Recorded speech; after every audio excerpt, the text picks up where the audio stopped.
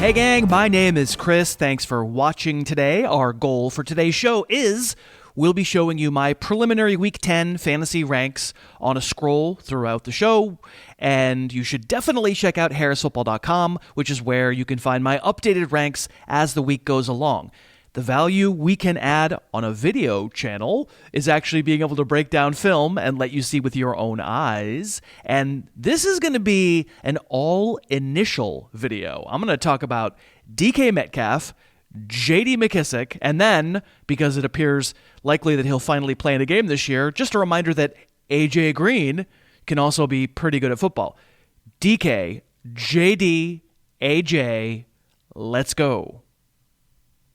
So a few weeks ago, I was fighting off the notion that DK Metcalf was a bust.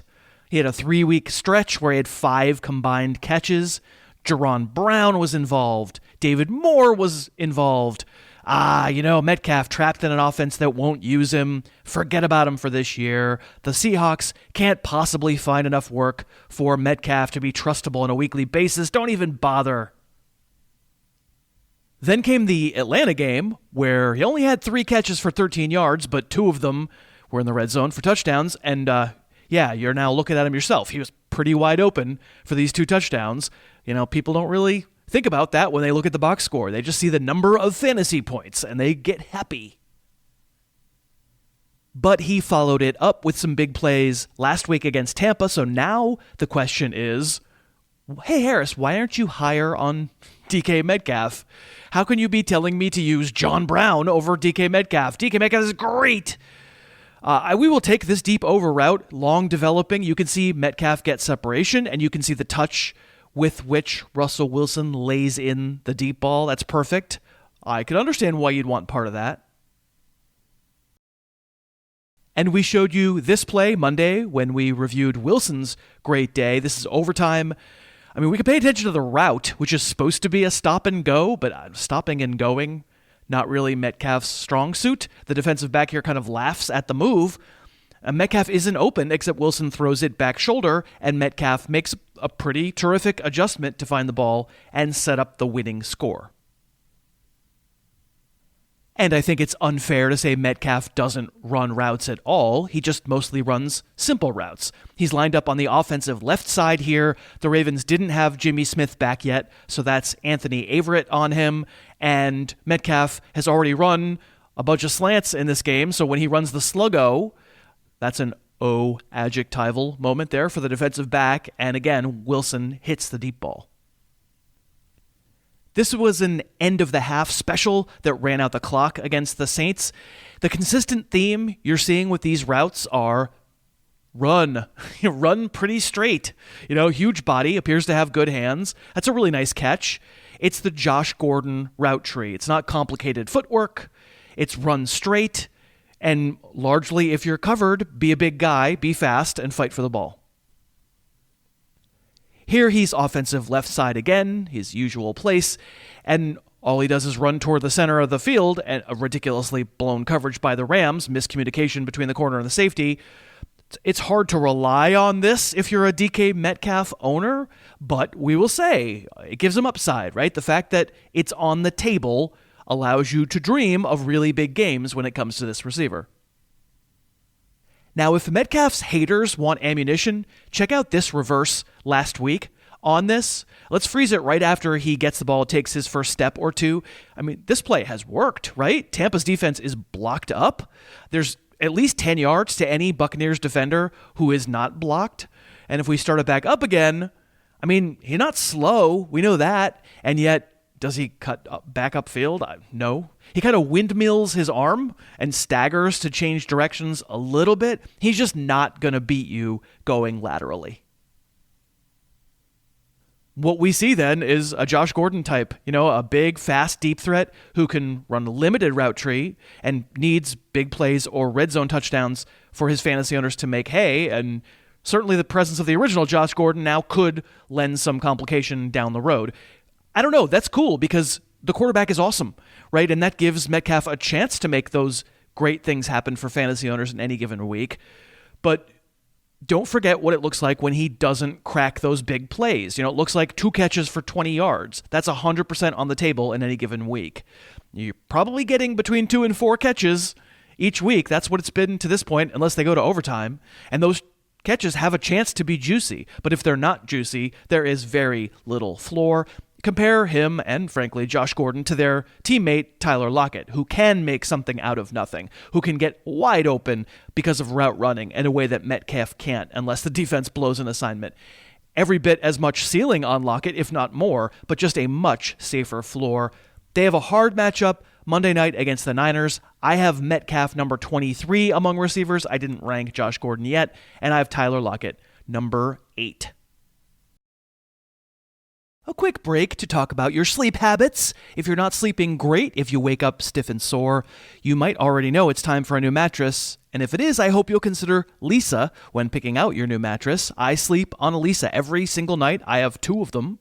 They're great.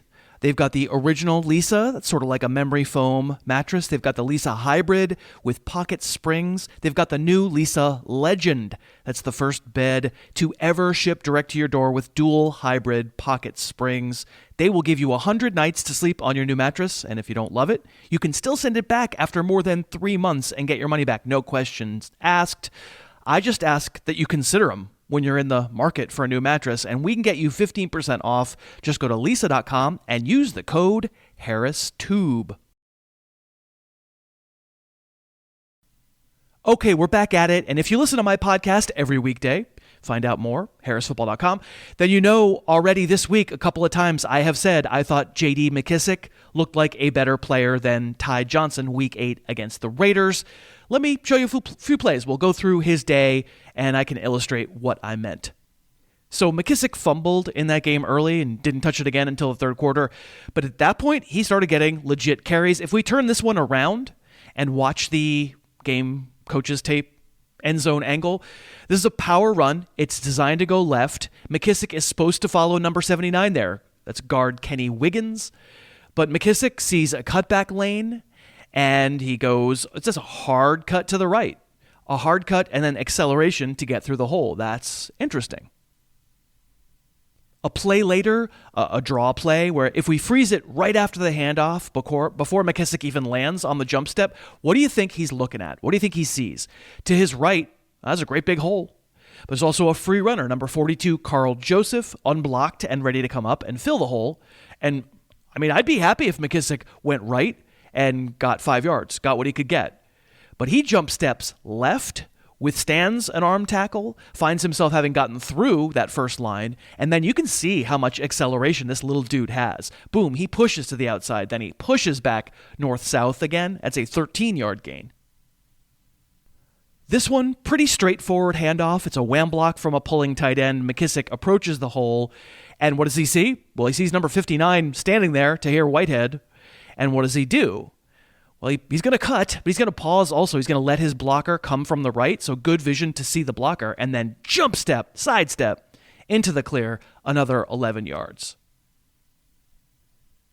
Listen, I love the touchdown that tied this game late. It's a wheel route run out of the backfield against a linebacker. This is really McKissick's calling card. You know, he's 5'10", he's 195. At best, he's Gio Bernard. He probably isn't kind of any actual feature back, and I don't think Ty Johnson suddenly is a non-factor. I wanted to show you all this because in Week 8, the better player was J.D. McKissic. Now, I don't want this to come off like I'm saying, and that was the day J.D. McKissic became a fantasy starter forever and ever, amen. I don't think he's a long-term feature back, but Ty Johnson hasn't been running like a feature back much the past couple of weeks either, and the Bears defense, even though it's been worse against the run lately, surely better than the Raiders defense. I have McKissick 31st among running backs in standard and Johnson 30th, and then I have him flip-flopped in PPR. But I think this kind of tape analysis tells us in a deeper league, if I'm desperate or if I'm looking for some upside on my bench, let's keep an eye on J.D. McKissic. And lastly, I do think it's worth reminding ourselves the kind of player A.J. Green is, as he apparently is finally nearing his return for 2019. So showing you some highlights here. And this is not going back over the past 10 years, kids. This is last year. A.J. Green was still a complete monster in the first half of 2018 before his toe injury did him in. I really don't know what Ryan Finley is replacing Andy Dalton at quarterback. This could go very poorly, plus Green is now a year older, and he's coming off an injury, and I don't know that he's the guy you're seeing in these clips still, but this was only just last year.